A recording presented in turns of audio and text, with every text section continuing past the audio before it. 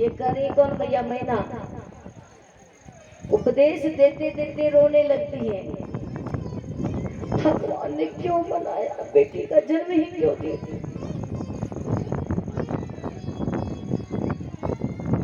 कत जग सृजी नारी जग माही, पराधीन सुख सपने हुए, कभी सुखी नहीं होती। जन्म लिया तो माता पिता के अधीन, भाई बड़ी हुई तो भाई के अधीन, सयानी जब होती है भाई के अधीन।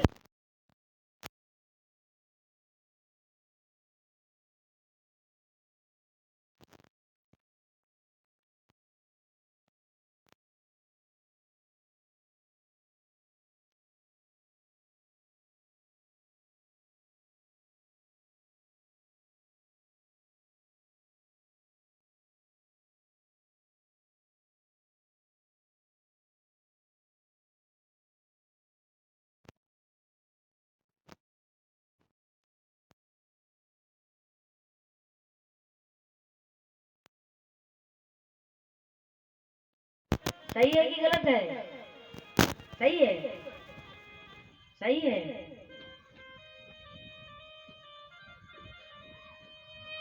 इसी का नाम है सत्संग। मैया मैना जो तो भाव दशा में कह रही है, क्योंकि बेटी बिछुड़ रही है इसलिए। लेकिन सिद्धांत नीति जो कहती है वो गलत थोड़ी है। गोस्वामी जी ने जो लिखा, भूत भविष्य वर्तमान तीनों को देखते हुए ऐसा क्यों बनाया नियम? इसलिए बनाया, घर किसे कहते हैं? ईंटे वाली मकान को घर कहते हैं? घर स्त्री का नाम है, घर नारी का नाम है। ये इनके लिए सुरक्षा कवच है। अच्छा है जो छोटी रहती है तो माता पिता के अधीन बीत जाता है अच्छे से, और सयानी होती तो भाई के अधीन, विवाह होता है तो पति के अधीन। ये इसके लिए सब सुरक्षा कवच है, महिलाओं के लिए सुरक्षा कवच है। नहीं तो जो नारी स्वतंत्र होती है ना, तो सुपनखा वाली हाल आप जानते ही होंगे। कभी लक्ष्मण के पास तो कभी राम जी के पास ना। सही है कि नहीं? सही है। जिमी स्वतंत्र भई बिगरही नारी। कैसे?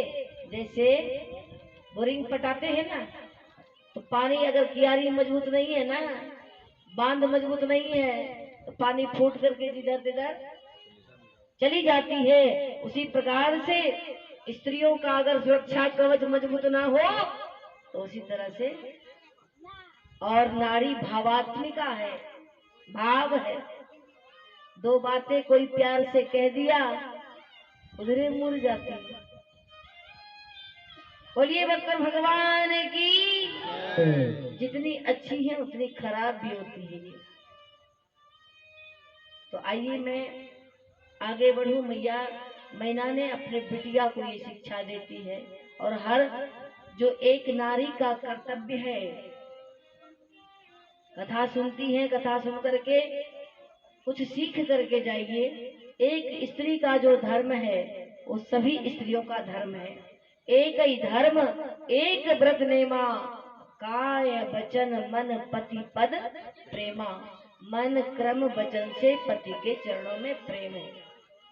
नहीं अगर पति कुछ बोलने वाले हैं, उससे पहले कह देते चुप रहिए, हम खूब जानते हैं आप क्या बोलने वाले हैं।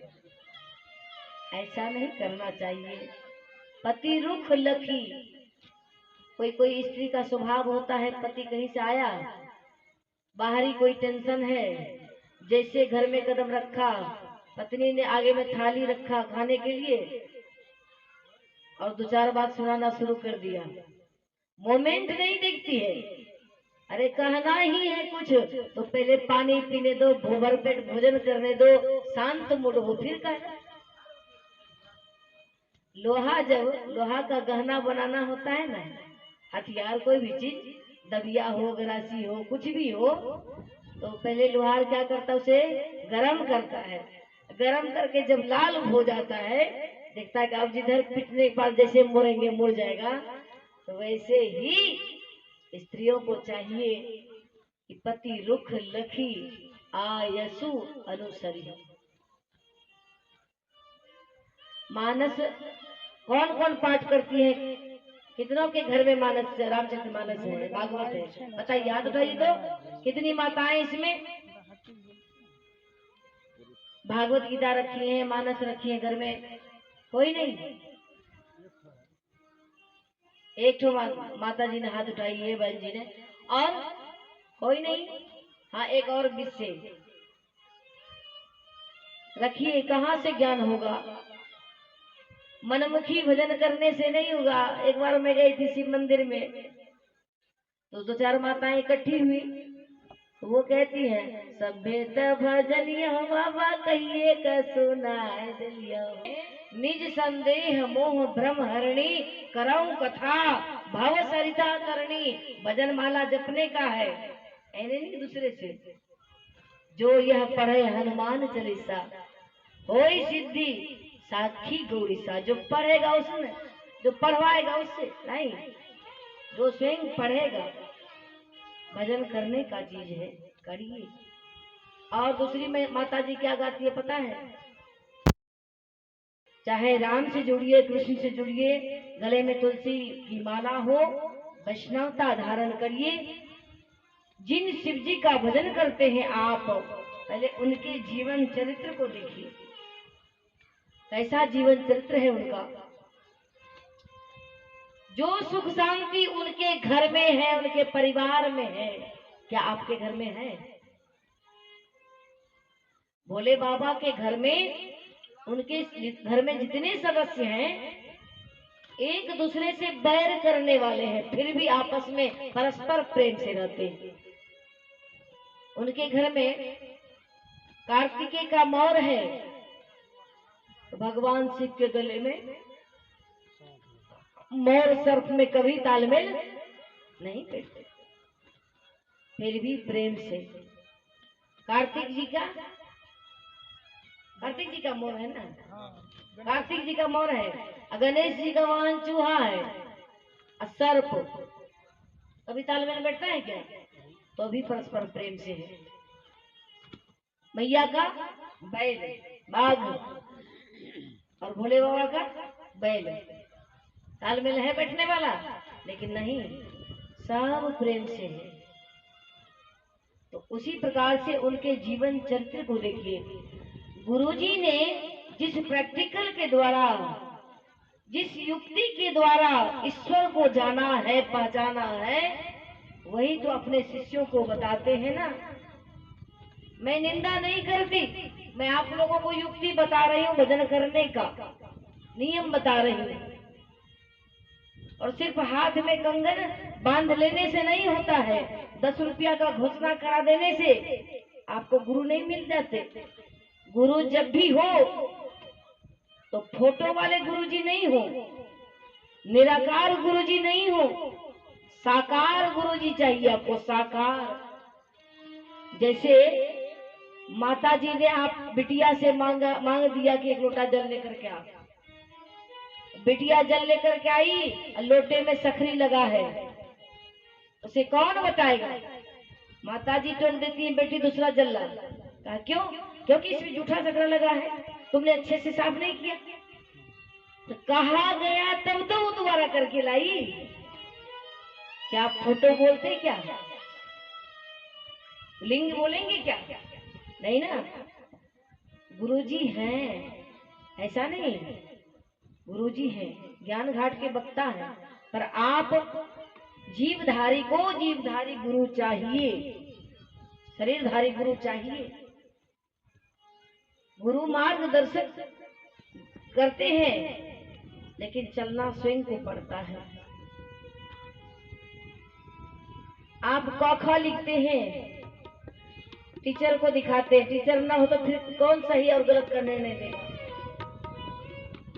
और आजकल देखा जा रहा है कि कहीं से चर्चा रख दिया गया और 10 रुपया दिया, 11 रुपया दिया, जागो जागो महादेव, बन गए शिव गुरु की शिष्या। हौला मट्टी बिल्लियों को देता है ना?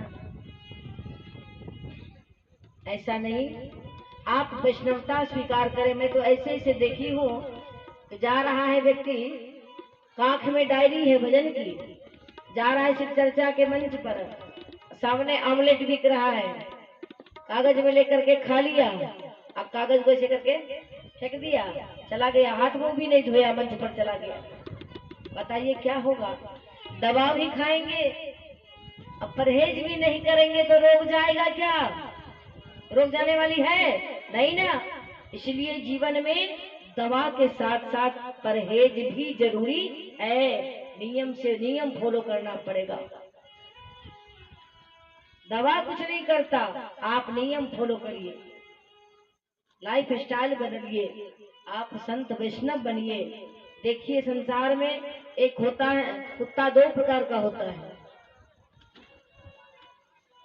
एक होता है लावारिस, एक होता है पोसा। कुत्ता है एक ही, उसी कुत्ते को उठा करके कोई किसान ले जाता है, अपने दरवाजे पर रखना चाहता है, उसके गले में सिक्कर अथवा फीता, कोई रस्सी बेल्ट डाल देता है। एक गांव भर में लवारिस घूमता है, लवारिस कुत्ता अगर किसी पर भौंकता है तो 2-4 डंडा कोई भी चला देता है। उसी कुत्ते को कोई सिक्कर में बांध रखा है, वो अगर किसी पर भौंक दिया, कोई डंडा भी उठाना चाहता है तो कहता है मत मारो, पोसा कुत्ता है, फल्ला बाबू का है, फालतू है। आप समझ जाइए, साधारण एक कुत्ते के गले में जब बेल्ट लग जाती है, सिक्कर फीता कुछ भी, पोसा बन जाता है किसी एक किसान का, मालिक का, तो संसार के डंडा खाने से बच जाता है। तो हम तो मनुष्य हैं, हमारे आपके गले में अगर कंठी चली जाती है तो हम भगवान के जन बन जाते हैं। तो हमारी रक्षा आप भगवान कैसे करते हैं बताओ, सुनाऊं? एक भक्तमाल की कथा में सुना रही हूं आपको, विश्वास हो जाएगा।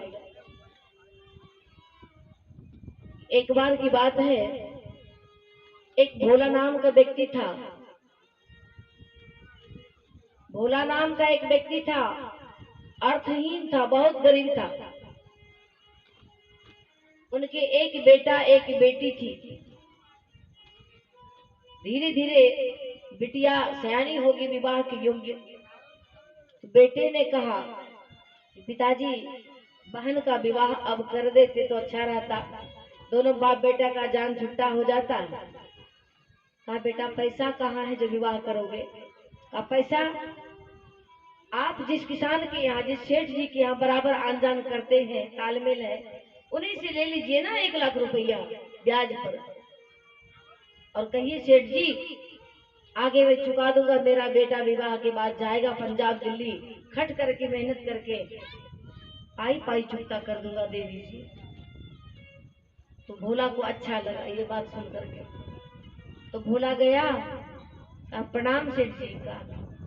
बोलो भोला, बड़े भाग्य से आए हो, क्या बात है? कहा कि सेठ जी कुछ आग्रह लेकर के आए थे आपके पास।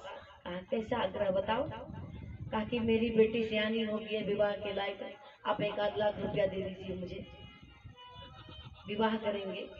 फिर पैसा दोगे कहाँ से?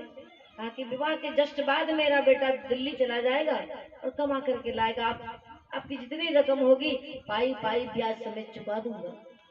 अच्छा ठीक है तो ले लो। उन्होंने 1 लाख रुपया दिया और भोले ने कहा इसे लिख लीजिए, डायरी में एंट्री कर लीजिए, क्योंकि जब मेरा बेटा भेजेगा तो फिर मैं दूंगा तो फिर काट देंगे। दे दिया, भोला लेकर के चला आया, बेटी का विवाह धूमधाम से किया।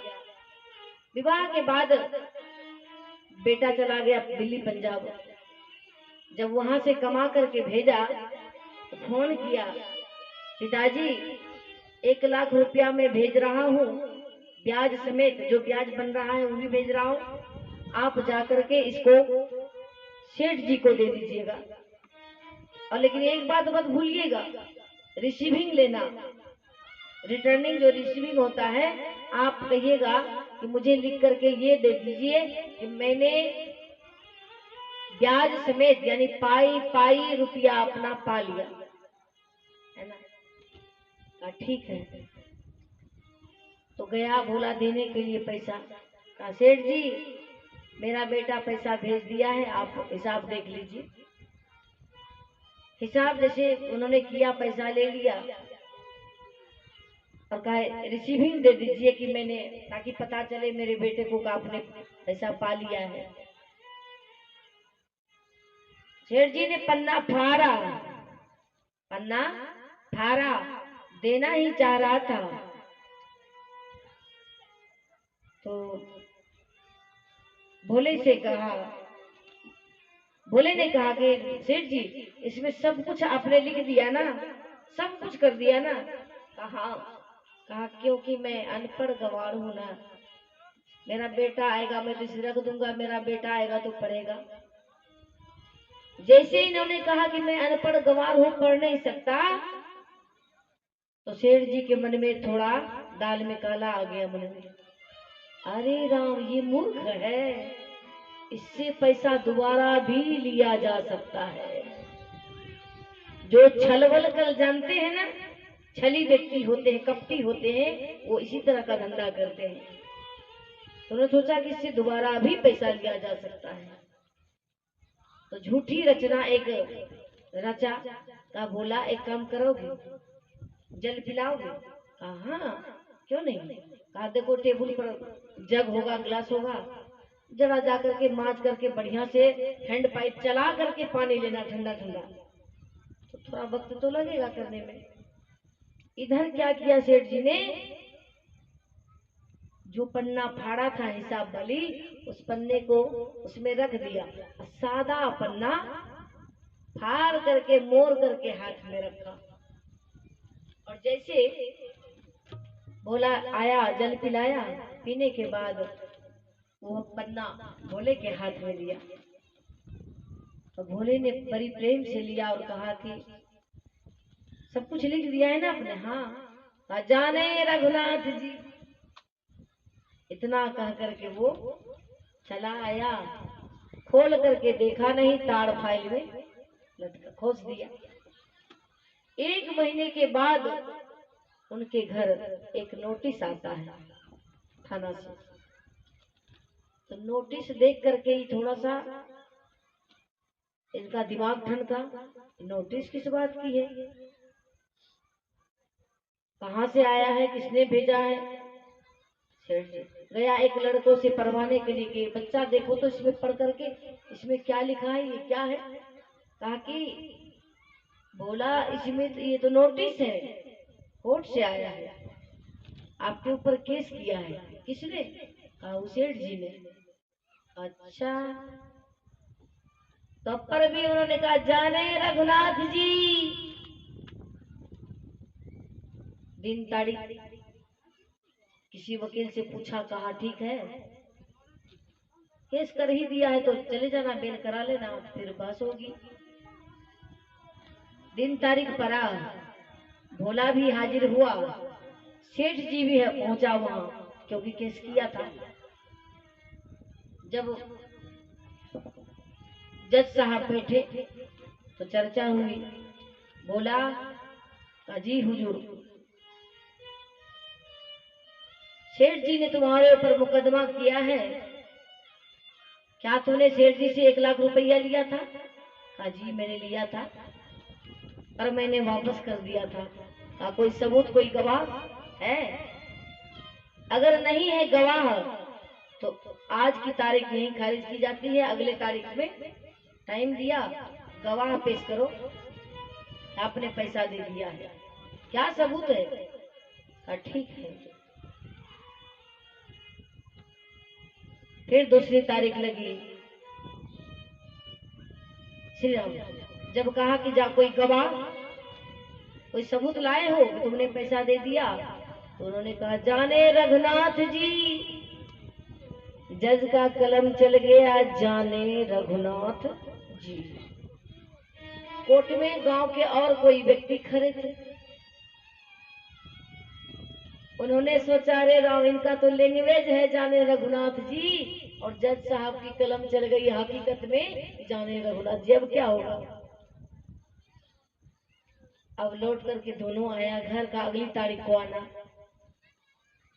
अब गांव के जो व्यक्ति थे वहां, अब भोला के दरवाजे पर ठाकुर जी की बड़ी सुंदर कन्हैया की मंदिर था, श्री राम जी की मंदिर था, उसमें एक पुजारी रहा करते थे। भोला नित्य दर्शन करते ठाकुर जी का। आज पुजारी जी से वह व्यक्ति, गांव का एक व्यक्ति आकर के कहा, दंडवत महाराज जी। का दंडवत। आज तो बड़ा गजब हो गया। कहा क्या हुआ गजब? कहा आज कोर्ट में जो हुआ है मत पूछिए। क्या? ये जो आपका भोला है ना, यथा नाम तथा काम, जैसा नाम भोला वैसा काम भी भोला। तो क्या हुआ बताओ ना। क्या जानते हैं, आज इनकी तो लैंग्वेज बनी है, जो कोई काम में हर काम में कहते हैं जाने रघुनाथ जी, नेकी बद्दी जाने रघुनाथ जी। जैसे जज ने कहा कि भोला सेठ जी से तुमने 1 लाख रुपया लिए हो? कहा हाँ लिया तो था, पर मैंने वापस कर दिया। उसने पूछा कोई गवाह कोई सबूत लाए हो? इन्होंने कह दिया जाने रघुनाथ जी। तो जज साहब ने गवाह के नाम पर रघुनाथ जी का नाम लिख लिया। अब क्या होगा? अब पुजारी जी भी चिंतित हो गए। अब क्या? कहा भोला, कहा जी गुरु जी इधर आना। भोला आया। ताकि ये क्या सुनने को मिल रहा है? क्या तुमने ठाकुर जी का नाम गवाह में दे आए हो? कहा तो क्या करता, जब मैंने सेठ जी से उधार पैसा लिया उस समय मेरे और सेठ जी के अलावा तीसरा कोई नहीं था। एक रघुनाथ जी के अलावा तीसरा कोई नहीं था, ठाकुर जी ही तो थे दोनों के मध्य में। और जब मैं वापस दिया तो भी हम दोनों के अलावा तीसरा ठाकुर जी के अलावा चौथा कोई नहीं था, तो किसका नाम कहते? अब तो विश्वास हो गया ये मन क्रम वचन से बोला है। अब तो पुजारी जी सुबह की मंगला आरती कर रहे थे, ठाकुर जी की भोगों किए, दोपहर का शयन कराए, शाम में फिर पट खोले, संध्या आरती बंदन किया, भोग लगाई, बर्तन बासन ठीक ठाक करके जब ठाकुर जी को सुला रहे थे, शयन कराने वक्त में कहते हैं हे ठाकुर जी ये देखो मैं आपकी आज अलमारी खोलता हूँ कपड़े की, इनमें से जो वस्त्र हो पहन लेना, जो अच्छा लगे उसे पहन लेना, लेकिन भोला के गवाही देने जरूर जाना प्रभु, जरूर जाना, नहीं तो एक भक्तों का विश्वास टूट जाएगा। और ये कह करके जिस दिन तारीख था उस दिन रात्रि भर वो पुजारी जी ठाकुर जी से विनती करते रहे और आंखों से अश्रुपात होता रहा। आज सुबह में तारीख है तो भोला जल्दी जल्दी नहाया और फटाफट वहां अकेले पहुंच गया। बाहर कोर्ट में बाहर चौतरा पर बैठा है, बार बार जहां जज साहब बैठते हैं बार बार झांकते थे, जरा सी शोरगुल हो तो झांकने लगते थे, शायद लगता है जज साहब बैठ गए, जज साहब बैठ गए। जो ही सन्नाटा हुई, शोरगुल होकर के सन्नाटा छाई, जज साहब का आगमन हुआ, भोला का सुनवाई हुई, भोला हाजिर हो। पहुंच गए भोला। आ गए भोला? हाँ। सेठ जी आए हैं कि नहीं? हाँ। तो क्या आज गवाह लाए हो? जाने रघुनाथ जी। अब तो मुंशी थे बगल में उनके, कहा बुलाओ रघुनाथ जी कहाँ हैं। अब वो को गेट के बाहर निकल करके आवाज देने लगे, अरे रघुनाथ जी हाजिर हो, रघुनाथ जी हाजिर हो। फिर कहते रघुनाथ जी हाजिर हो। तीसरी आवाज ज्यों ही लगाई, महाराज ऐसी घटना घटी, ऐसी घटना घटी कि ठाकुर जी धोती पहने, कुर्ता पहने, गले में गमछी लटकाए, साधारण एक वृद्ध की भांति एक बच्चे, छोटे बच्चे को साथ में लिया, हाथ में छड़ी। उसी जगह भय प्रगट कृपाला, दीन दयाला, कौशल्या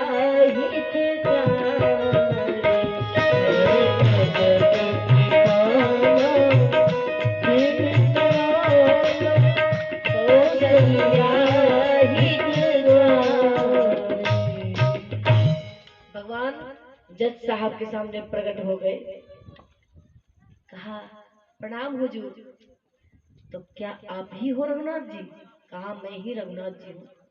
तो क्या आप गवाह देने आए हो? कहा, तो क्या कोई सबूत पेश करना चाहेंगे आप? कहा कि हाँ हुजूर, सबूत में सेठ जी के पास ही है।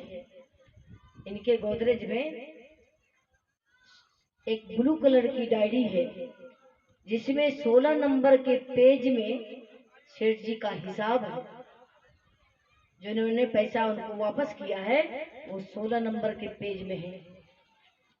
तो जज साहब ने कहा, ऑर्डर ऑर्डर ऑर्डर, सेठ जी को यहीं रखा जाए और एक साथ में चौकीदार को लेकर के आदमी को भेजा, जाओ इनके घर से। सेठ जी चाबी दीजिए गोदरेज की। चाबी लेकर के गए चौकीदार पुलिस के साथ में। गोदरेज खोल करके ब्लू कलर की डायरी हाथ लगी, तब तक रघुनाथ जी वही कोर्ट में खड़े रहे। और डायरी ला करके जो ही जज साहब के हाथ में गई, ठाकुर जी अंतर ध्यान हो गए। बोलिए बकर भगवान की। अब तो जज साहब ने देखा, जस्ट जिस तरह से उन्होंने बताया था, 16 नंबर के पेज में उनका हिसाब था। अब बगल से एक पन्ना फाड़ा हुआ था। सेठ जी को पता चल गया, लगता है दाल में कुछ काला है जरूर। अब सेठ जी को हथकड़ी लगाई जाए, आर्डर आर्डर आर्डर। सेठ जी को हथकड़ी लगी और भोला को बरी कर दिया गया। सेठ जी गए जेल हवालात में। तब जाकर के होश आई किसको? जज साहब को। चारों तरफ उनकी दृष्टि नाच गई कि आखिर वो गवाह देने वाला कहाँ दिख रहा है, गए कहाँ? एक बात कहूं, भगवान का दर्शन बड़ा अमोघ होता है, चाहे वो स्वप्न में ही क्यों एक झलक हो जाए, आभास मात्र क्यों ना हो। लोग वंचित रह नहीं सकता है दर्शन से। अब वो झांक रहे हैं, वो कहाँ गए? तो कहा, भोला इधर सुनो। प्रभु प्रेरित, पता नहीं क्या मन में आएगा, भोला इधर आना। कहा, जी हुजूर, तुम्हारे साथ जो तुम्हारी गवाही देने आया था वो कहाँ है? कहाँ रहते हो? कहा, जहाँ मैं रहता हूँ। तुम कहाँ रहते हो? कहा, जहाँ रघुनाथ जी रहते हैं। थोड़ा शब्दों में भी लगा अटपटा कि रघुनाथ जी तुम्हारे कहाँ रहते हैं? कहा, जहाँ मैं रहता हूँ। तुम कहाँ रहते हो? कहा, जहाँ वो रहते हैं। तो क्या दर्शन नहीं हमारी करवाओगे? कहा, अवश्य, आइए मेरे साथ। भोला के पीछे पीछे जज साहब आए। दुनिया के लोग देख रहे थे कि आखिर बात क्या है जो ये साधारण व्यक्ति के साथ पीछे पीछे जज साहब आ रहे हैं। कहाँ ले गए? अपने दरवाजे पर ठाकुर जी का जहाँ मंदिर था, ठाकुर जी विराजमान थे। कहा, ये है हमारे रघुनाथ जी। उन्होंने जब दर्शन किया, देखा तो यहाँ तो प्रतिमा है। कहा, यही तुम्हारे रघुनाथ जी? जब गौर से दृष्टि टिकाई, उस प्रतिमा में वही वृद्ध दिखाई पड़े जो जिसने गवाही दिया। लाठी लेकर के, छड़ी लेकर के बूढ़े खड़े हैं। जब देखा इस अद्भुत दृश्य को जज ने, उसी समय जज वाली वर्दी उतार करके फेंक दिया और ठाकुर जी के चरणों में साष्टांग दंडवत किया और वही पटक पटक करके सर रोने लगे। हे ठाकुर जी, मैं सिंहासन पर बैठा रहा, ऊंचे सिंहासन पर, आप जमीन पर खड़े होकर के मेरे साथ हाथ जोड़ करके वंदन करते थे। मैं बहुत बड़ा आपका अपराधी हूँ प्रभु, मुझसे बहुत बड़ी भूल हो गई, क्षमा करो प्रभु। मेरे भाई बहन,